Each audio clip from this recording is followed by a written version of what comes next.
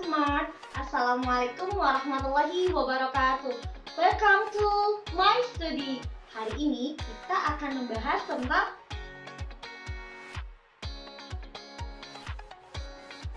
ngomong-ngomong tentang keseimbangan. Kalian tahu tidak perbedaan dari keseimbangan kimia dan keseimbangan fasa? Nah, ini dia penjelasannya. Sobat Smart, keseimbangan kimia adalah keadaan di mana seiring dengan berjalannya waktu tidak terjadi perubahan konsentrasi baik pada reaktan maupun pada produk, meskipun reaksi masih tetap berlangsung. Tidak halnya dengan keseimbangan fasa.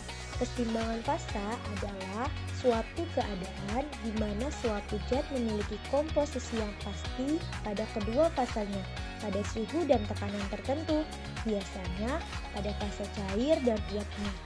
Dan keseimbangan fasa dapat dikelompokkan menurut jumlah komponen penyusunnya, yaitu sistem 1 komponen, sistem 2 komponen, dan sistem 3 komponen.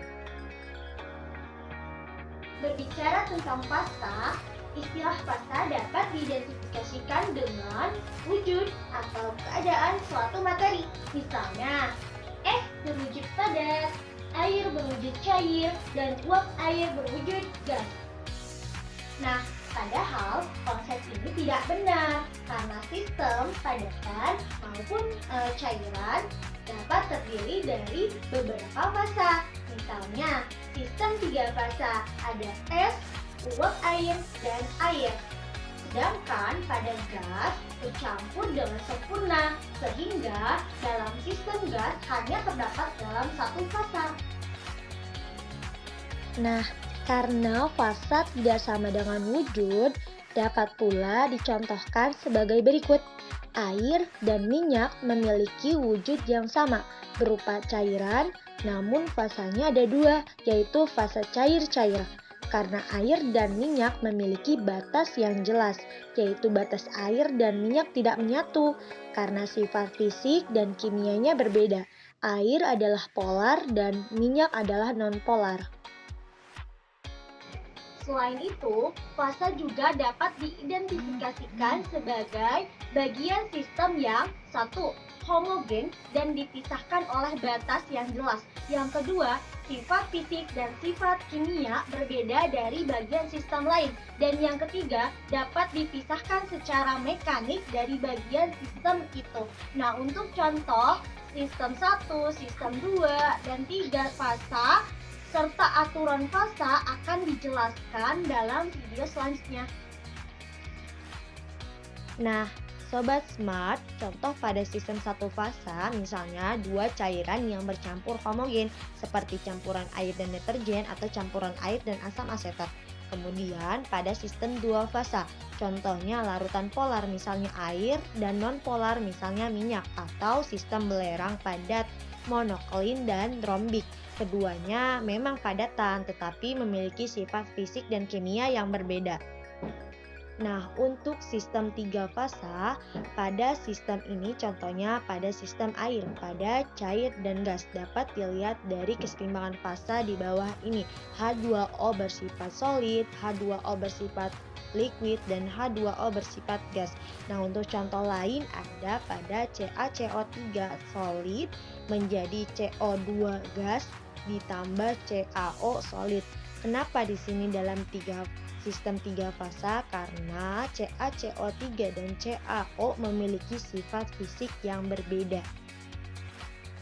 Nah, aturan fasa atau dapat juga disebut dengan aturan fasa Gibbs. Aturan fasa ini dapat digunakan untuk mengatur hubungan antara komponen, jumlah fasa, dan derajat kebebasan suatu sistem. Nah, untuk persamaannya ini dia. F sama dengan C dikurangi P ditambah 2. Nah, untuk keterangannya, F sama dengan jumlah derajat kebebasan, C sama dengan jumlah komponen dalam sistem pada saat kesetimbangan, dan P adalah jumlah fasa pada saat kesetimbangan. Nah, dari aturan fasa tersebut dapat dijelaskan bahwa jumlah fasa atau P adalah jumlah bagian homogen pada sistem, misalnya kesetimbangan air dan uapnya. Jumlah fasanya P sama dengan 2. Nah, ini reaksi keseimbangannya. Kemudian jumlah komponen atau C. Jumlah komponen suatu sistem dinyatakan sebagai jumlah minimum spesies kimia yang membentuk sistem tersebut. Misalnya, campuran air. Jumlah komponen atau C-nya sama dengan 1. Kemudian, untuk derajat kebebasan atau F dari suatu sistem setimbang merupakan variabel intensif independen yang diperlukan untuk menyatakan keadaan sistem tersebut. Untuk lebih jelasnya dapat disimak contohnya sebagai berikut.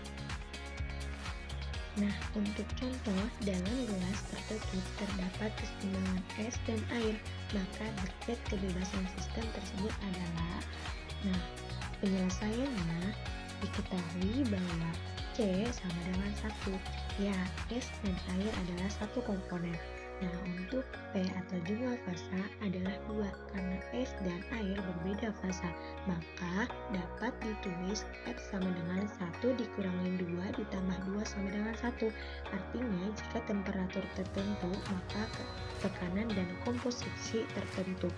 Dan memang keseimbangan es dan air termasuk ke dalam sistem satu komponen, yang mana komponennya ya air.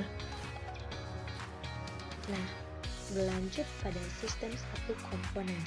Untuk sistem satu komponen, aturan fasa berubah menjadi F sama dengan C dikurangi P tambah 2 atau F sama dengan 3 dikurangi P. Karena fasa tidak mungkin sama dengan 0, maka derajat kebebasan maksimum adalah 2. Artinya, sistem satu komponen paling banyak 2 variabel intensif untuk menyatakan keadaan sistem, yaitu P atau tekanan dan T atau suhu. Nah, dapat dilihat ada diagram fasa. Nah, diagram fasa ini adalah diagram yang menggambarkan keadaan sistem atau komponen dan fasa yang dinyatakan dalam 2 dimensi. Contohnya pada diagram fasa air. Nah, dapat dilihat ya diagram fasanya. Diagram fasa ini menggambarkan hubungan antara tekanan dan suhu pada sistem komponen air. Nah, untuk titik triple yang memperlihatkan suhu di mana air mempunyai 3 fasa, yaitu padat, cair, dan gas. Kemudian, sistem 2 komponen. Sistem 2 komponen dapat berupa campuran dari fase cair gas, fase cair-cair, fase padat cair, atau fase padat-padat. Karakteristik setiap campuran sangat khas. Misalnya, ada sistem cair-cair yang membentuk campuran yang homogen atau satu fasa pada segala P, T, dan komposisi, tetapi ada pula yang hanya membentuk satu fasa pada P, T, atau komposisi tertentu.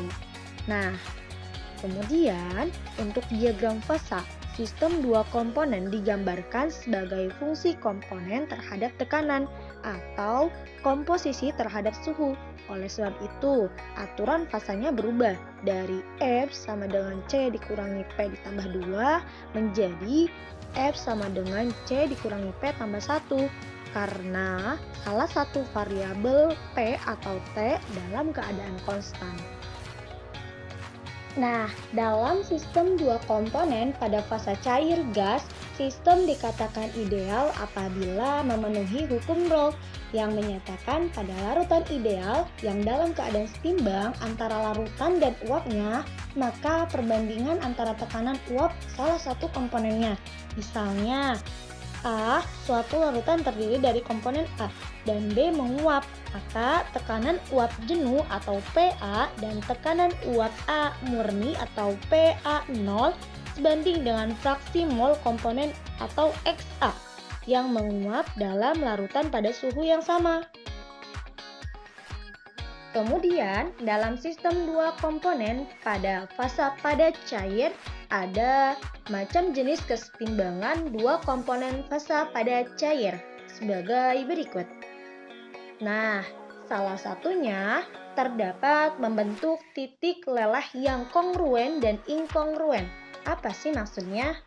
Nah, untuk titik lelah yang kongruen merupakan komponen A dan B melebur pada suhu tertentu dengan komposisi tetap. Dan titik lelah yang inkongruen bila temperatur tertentu senyawa tersebut terurai menjadi fasa padat dan leburan dengan komposisi yang berbeda. Dan yang terakhir, inilah sekilas data pada sistem 3 komponen.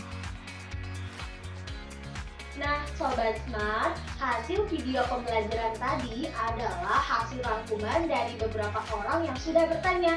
Semoga bermanfaat dan jangan lupa untuk like and comment. Bye-bye Sobat Smart. Assalamualaikum warahmatullahi wabarakatuh.